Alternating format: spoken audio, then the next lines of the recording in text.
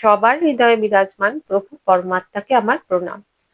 আমরা শ্রী রামচরিতমানসে দেখতে পাচ্ছি যে তিনি বলছেন যে এই সাহিত্যে না তো কবিতার কোনো গুণাবলী আছে, না বিবেক আছে, একটাও কিচ্ছু নেই, এবং এই সত্যিটা তিনি সাদা কাগজে লিখে দিতে পারেন।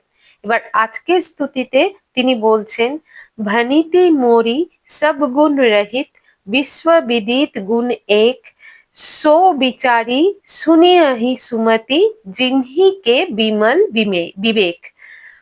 আমার এই যে রচনা সব গুণ রহিত, ভনিতি মানে রচনা, মরি মানে আমার, আমার এই রচনা সমস্ত গুণ থেকে বঞ্চিত, কোনো গুণ নেই। মানে কাব্যশাস্ত্রের যে মাপকাঠি আছে সেটা দিয়ে যদি কেউ এই রচনার বিশ্লেষণ করতে বসে, তাহলে কোনো কিছুই নেই যা দিয়ে এই কাব্যটাকে সুন্দর বলা যাবে। কারণ প্রথমেই এই পুস্তক নাকচ করে দেওয়া হবে, তার কারণ এটা নিতান্ত একটা গ্রাম্য ভাষা, অবধি ভাষায় লেখা, কোনো এলিট ক্লাসের ভাষা কিন্তু এটা নয়। যেসব শব্দাবলীর ব্যবহার করা হয়েছে সেগুলো অপভ্রংশ। বিশ্ববিদিত গুণ এক, সব গুণ রহিত হলেও একটা গুণ আছে। বিশ্ববিদিত মানে হচ্ছে সম্পূর্ণ বিশ্ব যেটা জানে, যেটা মানে, জগৎ প্রসিদ্ধ বা জগৎ বিখ্যাত। এই একটা গুণ এই রচনায় আছে, সেটার চর্চা কিন্তু তুলসীদাসজি পরের স্তুতিটায় করেছেন। সো বিচারি শুনি হহি সুমতি, জিনহি কে বিমল বিবেক।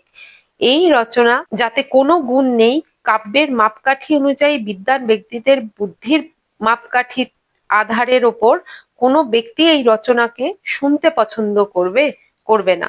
জিনহি কে বিমল বিবেক, জিনহি কে মানে হচ্ছে যাদের, বিমল বিবেক মানে হচ্ছে বিমল বিবেক যাদের আছে তারাই শুনবে এই রামকথা। যাদের বিবেকে মল নেই, তো মল দেখতেই পাবে না, তারা তো এই রচনায় কোনো ভুল দেখতেই পাবে না। এই রকম ব্যক্তিরা আর কিভাবে শুনবে? তারা সুমতি মানে সুন্দর মতির সাথে, সুন্দর বুদ্ধির সাথে তারা এটা শুনবে এবং তার উপর বিচার করবে। বিচার সুমতি, ওই জন্য বিচারও করবে আর সুমতি দ্বারা শুনবে। কারণ এই রচনাতে জগৎ প্রসিদ্ধ একটা গুণ আছে। সেই গুণটা কি? পরের স্তুতিতে তিনি বলছেন, एहि मह रघुपति नाम उदारा, अति पावन पुराण श्रुति सारा, मंगल भवन अमंगल हारी, उमा सहित जेहि जपत पुरारी। एहि महा রঘুপতি নাম উদারা, এহি মহা মানে এর মধ্যে, এই রচনার মধ্যে রঘুপতি নাম উদারা, শ্রী রঘুনাথজি মানে শ্রী রামের নাম আছে, এটাই এই রচনার বিশেষত্ব। আর কিচ্ছু নেই, কোনো অন্য গুণ এর মধ্যে নেই, শুধুমাত্র শ্রীরাম নাম দ্বারা এই রচনা বিভূষিত। আর শ্রীরামের কেমন নাম দ্বারা এটা বিভূষিত? অতি পাবন পুরাণ শ্রুতি সারা।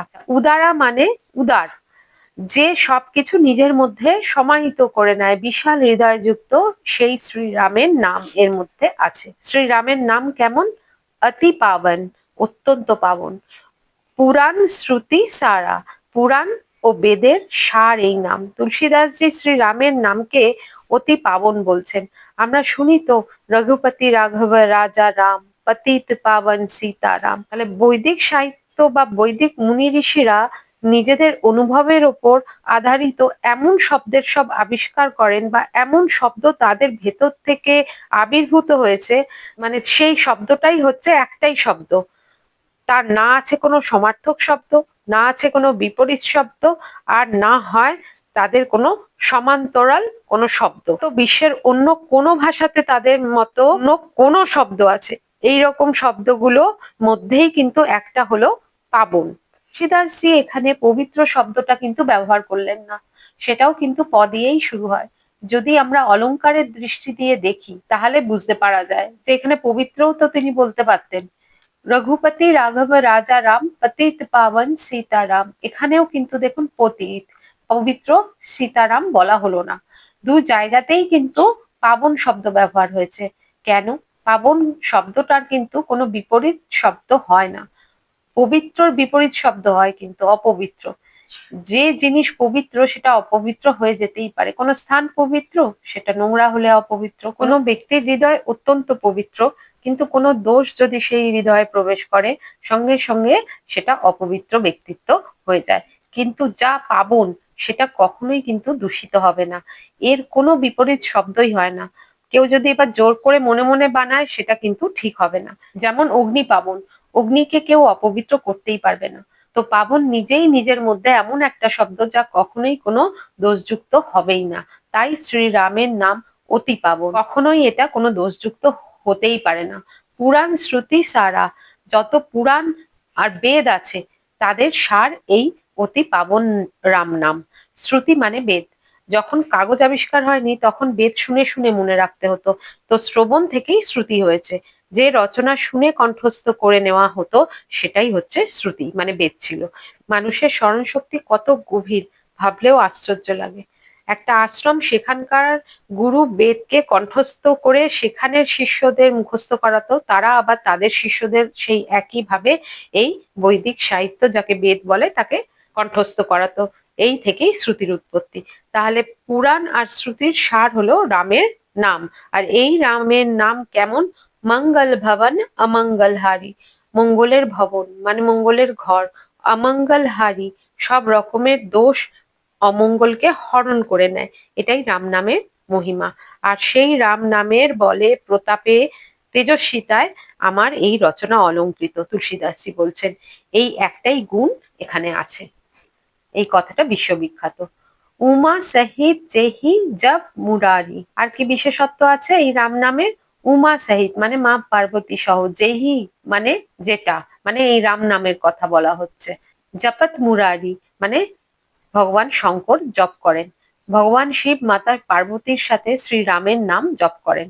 মানে সর্বশেষ ও সব থেকে বড় কথা তিনি বলে দিলেন এখানে। তো তুলসীদাসজি বলছেন এইরকম শ্রীরাম নামের গুণ আমার এই রচনাতে আছে। এই একটাই গুণ, আর অন্য কোনো গুণ আমার রচনায় নেই। আর এই রচনা সমৃদ্ধ নয় কোনো গুণে। এই রচনা সেই লোকই শুনবে, তাদেরই এই রচনা আনন্দিত করবে যাদের হৃদয় ভক্তিভাবে ভরে আছে, যারা শ্রীরামের নামকে নিজেদের হৃদয়ের আভূষণ ভাবেন। রাম নামের মহিমা যদি বুঝতে হয় তো সেটা কিন্তু আমরা শ্রীরামকৃষ্ণ পরমহংসের জীবন থেকেই বুঝতে পারি।